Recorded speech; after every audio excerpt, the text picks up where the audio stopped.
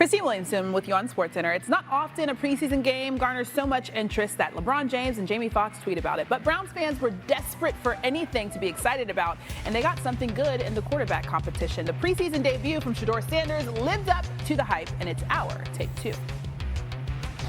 Who won the weekend, in your opinion, this weekend, Shefty? Mel Kiper Jr. Mel Kiper Jr. I know it's only 1 week.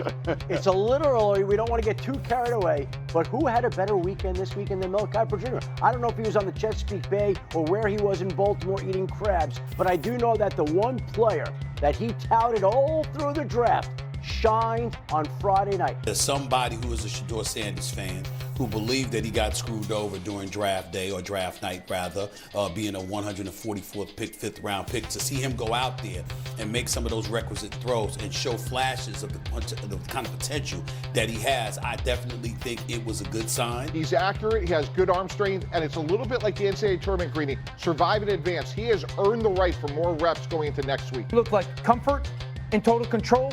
He played really fast. He didn't panic. Okay, so those are all the things that you saw. Then his own words, he had that smirk on his face of, I felt like I had the answers to the test. That's what it looked like. If this brother performs, and dare we say he ends up being the starter for the Cleveland Browns, he pulls this off, there's going to be a whole laundry list of teams that have to answer for passing up on him. So here's the thing. The Browns' continued search at quarterback is nothing new this year. Since 1999, when Cleveland rejoined the NFL, they've used 40 different starting quarterbacks. That's the most in the NFL by quite a margin, with 10 more than the second closest team, which is the Bears. All right, NFL analyst Damien Woody is here to talk a little preseason week 1. So what is your reaction to Sanders and his performance on Friday? I thought he was poised, and I thought he was prepared. You know, you heard him in the post game talk about how he had the answers to the test. And when you watch him out there, nothing seemed big, nothing seemed too big for him. We saw a little bit of everything from Shedeur out there. We saw him escaping from the pocket. That's not something we saw a lot of at Colorado. The throw, backed up in his own end zone. He throws a dart right there. And then obviously the 2 touchdowns, the one layered throw, and then the one where you saw the guy bringing the pressure. He was able to make a step to the side and throw an absolute dart in the end zone. We saw everything from Shedeur Sanders. Now, are there things he needs to work on? Absolutely. But I think what he did was he planted a seed in head coach Kevin Stefanski's head about, maybe we need to put a little bit more on this young man's plate here. Yeah, he's a rookie, but he performed certainly under pressure. Kevin Stefanski was asked earlier today about his quarterback plan moving forward, and here is what he said. I'm not going to get into reps, Mary Kay, other than to say we're going to continue to mix these guys, and also say I'm trying to be very, very trying to be very intentional about our quarterback's development, and I'm really pleased with where both our young guys are. They're all working very hard. They're all taking coaching and understanding that this is a progression for them. All right, D. Wood, how do you think Stefanski should handle this quarterback situation moving forward? Well, first of all, I'd like to say that those other 2 quarterbacks, Dylan Gabriel and the other quarterback, they all of a sudden they got healthy. Kenny Pickett.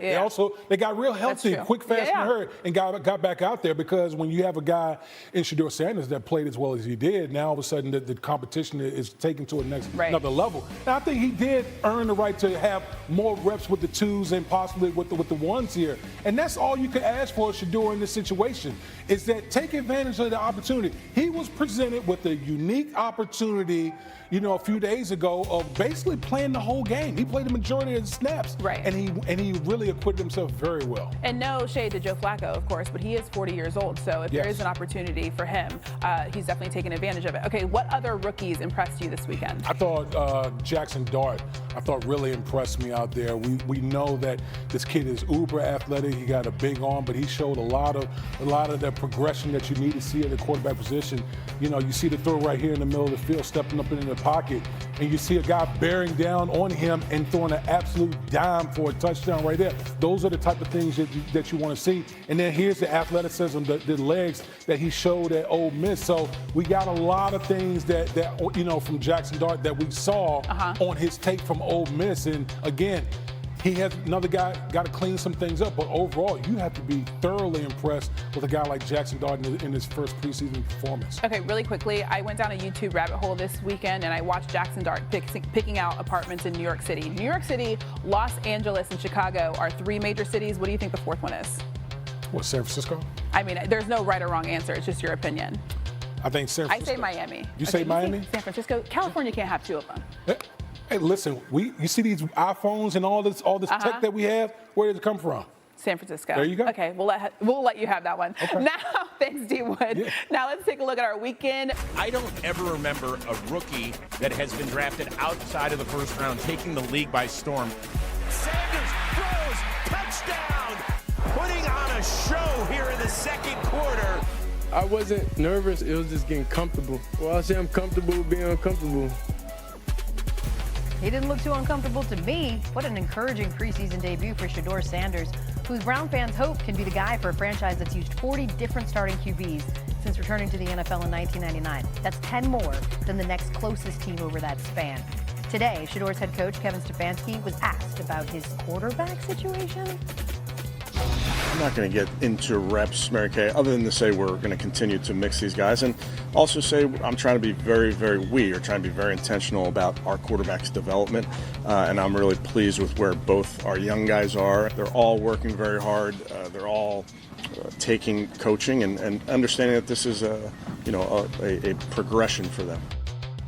Live and in the flesh, Dan Orlovsky. Welcome back, welcome back, welcome back. I like you're singing your own welcome back song. Thank you. Start a duet. Thank you. All right, so the most anticipated, it feels like, preseason debut has come and gone. And if you looked at social media for Shedeur Sanders, it was either put him in the Hall of Fame or it's just preseason. You're Right. very reasonable. What did you see from him? Very impressed. I thought great communication, great control, and then played really fast. And those were some of the things that, specifically the playing fast wasn't necessarily a trademark of his at Colorado. 5 guys at the line of scrimmage. He puts up his left hand to tell the receiver, no blitz concerns, okay? So great communication. And then the control of what do the safeties do? One drops down backside. That means I have to hold him for a second. That window for that inside slant is small. It gets condensed. But if he doesn't hold that safety, that's a bang-bang play. Outstanding. Backed up. You see the communication again. Stick the left hand up. Tell the receiver, don't worry about any blitz.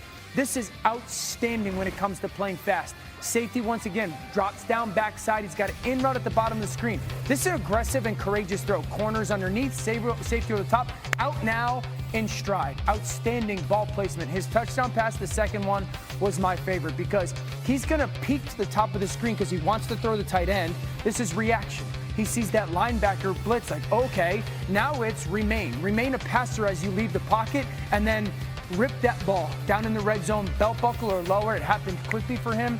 Very impressed. No question to me that he has warranted, earned, and deserved more meaningful reps with at least the 2s, if not the 1s. If I was the Browns, I would want to get him reps against the starting defense with my starting offense. Yeah, great mobility too, which again is not necessarily a trademark. Oh, that was kind of like a knock. 100%. He was moving around. He does need to learn how to get rid of the ball. By the way, both of his passes, touchdown passes on Friday, came with a time to throw of 3+ seconds. There were only 2 games all of last season where a Browns quarterback had 2 pass touchdowns in the same scenario. I feel like maybe Cam Ward is like the least talked about #1 overall pick of all time. What do you make of what you saw from his debut? Settled as the game went on. Really into that second quarter, you saw good eyes. You saw the ability to have some of those twitchy throws. There were some moments when you wanted him to calm his feet down and settle in just a little bit more, but shallow cross coming from the left, this is the good eyes. When you get this, you have to, as a quarterback, when you understand it's man coverage, make sure he's gone, and then that beautiful throw to Calvin Ridley on that crosser. Down in the red zone, seeing how defenders are going to move. Is it zone? Is it man? And this is the twitchy throw. Back foot hits, ball comes out right into that chest of that tight end to get that 3rd down conversion. Again, you want to see his feet because I always say just because you're capable of making some of these off-platform throws doesn't mean you have to. This one, his feet end up parallel to the line of scrimmage. Is it a force? Is it miscommunication? Did he get fooled on the coverage?